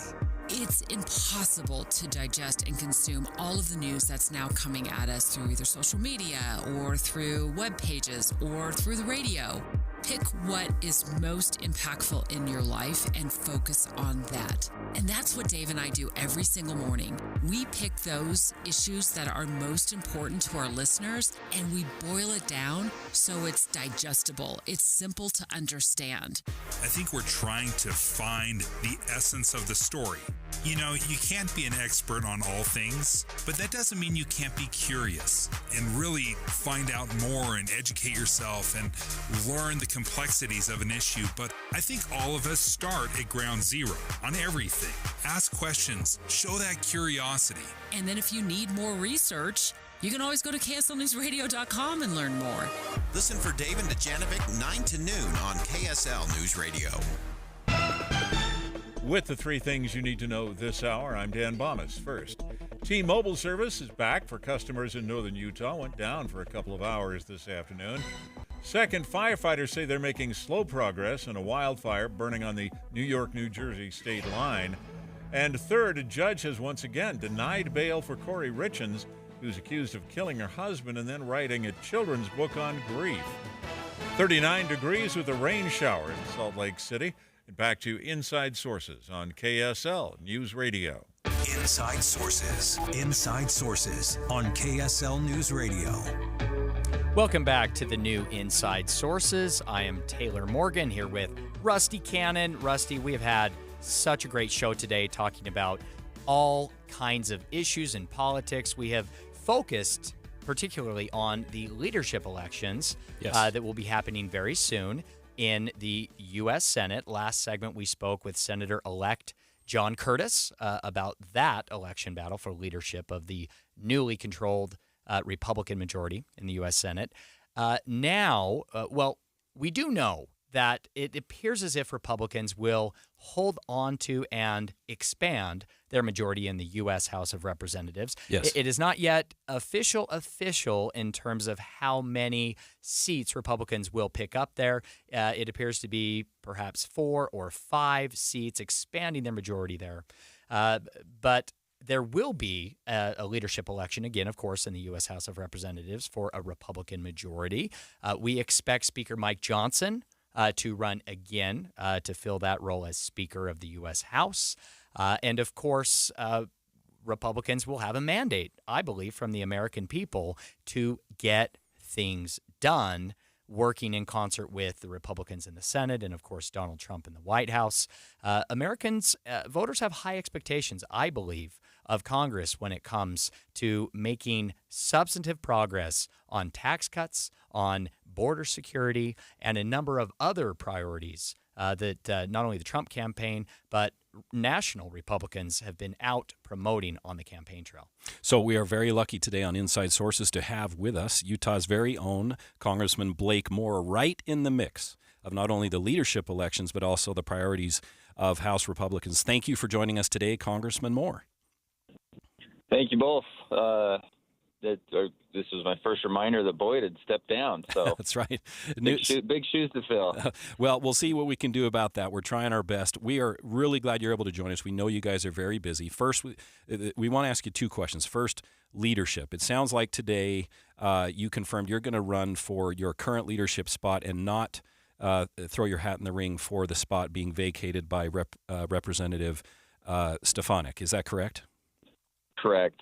Tough decisions in these situations, but I'm very confident it was the right decision. And like I was just elected to vice chair less than a year ago, right? And I worked my tail off to be on the Ways and Means Committee for this exact one thing, which is going to take place this next year, which I was, constantly talking to people about the importance of this election cycle, was the fact that all these tax provisions are going to expire. And we've got the potential of a $4.3 trillion tax increase on American families and workers next year if we don't get something really well. So it was tough. I was like, there's a lot of priorities back here, but I wanted to fulfill my role in both of those 2 things and kind of dig in. And so it's tough. We've got good candidates that are up for it. Stefanik is going to head off to the UN to be the ambassador. And so things are good in this situation. And I decided to rerun for my current role, which I'll get an actual full term instead of just a half term this time. Congressman Moore, can you tell us about the intra-party politics among House Republicans there in the U.S. House? When Donald Trump took office for his first administration, he was unable to get through some key policy objectives, such as repealing Obamacare, because of opposition from some in the House Freedom Caucus at that time. Fast forward to today, does that kind of fringe opposition or disagreement still exist among House Republicans? Do you anticipate that being perhaps a stumbling block to accomplishing some of Trump's key priorities next year?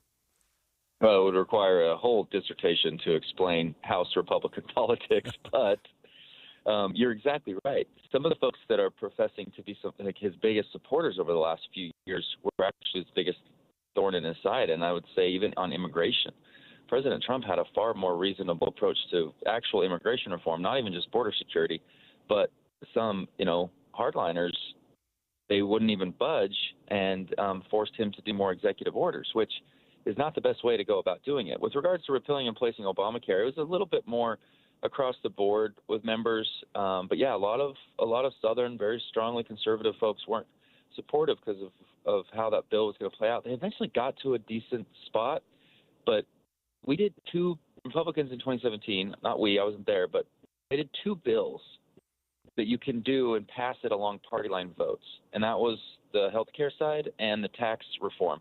The tax reform was successful and it did have strong results, but they were not able to accomplish that first one. It's tough. Everything has to still pass with bipartisan support, even if you have all three in the White House, except for, one bill every year. So our focus for this next 2 years, while we have a Republican, what would you call it, a trifecta, would be to extend and make permanent what we can from the tax reform, and then go after wherever we can find substantive mandatory spending cuts. And there's a lot of ways to do that. You can look at federal agencies and cut where you can. That's a small portion of the budget, but it's good to right size some of those. And you've got to look at our big, huge programs that exist, and we'll see what will.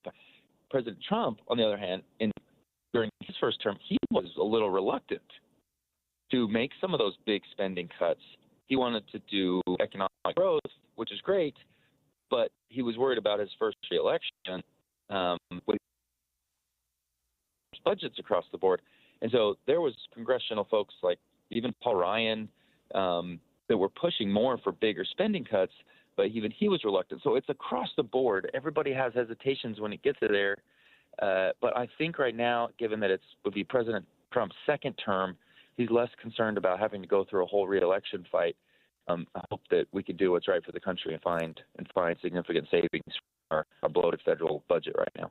So, Congressman, in the minute we have left, I'm curious to ask you, will but extension of the tax cuts and preventing the tax hike, will that be priority number one legislatively, or will be the other things that come in first order before that? Given the imminent nature of when these provisions expire at the end of next year, it will be priority one. But to what extent can we couple these things together? With tax reform and extending some of this, can we couple that with some of the significant? I mean, there's hundreds of billions of dollars in improper payments that go out, that are wasteful completely.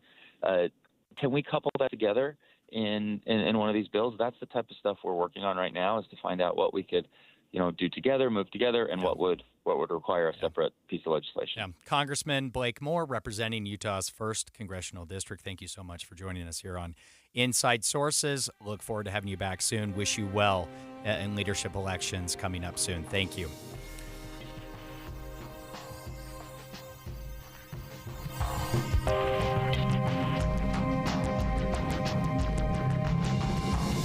KSL FM Midvale. KSL Salt Lake City. From the KSL Common Spirit Health Studios, this is KSL News Radio. Utah's news, traffic, and weather station.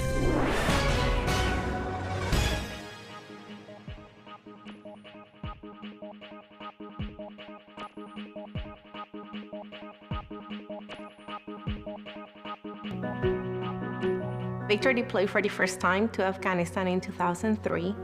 At 4 a.m, my phone rang. They said, "I regret to inform you that your husband was wounded in action." Victor sustained a moderate traumatic brain injury. I was doing school full-time, and I was also then caring for Victor. One of the most important elements of caregiving is taking care of yourself. I just didn't want to forget that I also had goals and that I also had a life. What I did is I challenged Victor to meet me halfway. There are almost 6 million military and veteran caregivers across the nation. We have our own journey, and we can fulfill that journey at the same time that we are helping our loved one. Visit aarp.org/caregiving for a free military veterans guide to navigate your caregiving journey. and better care for your loved one and yourself. Brought to you by AARP and the Ad Council. Jeff Kaplan. I'm energized by breaking news. First of all, because it's right now, and second of all, because in many cases the audience needs to know. There's no more important service that we can provide, and I find it critically important to get more details to the audience as quickly as possible.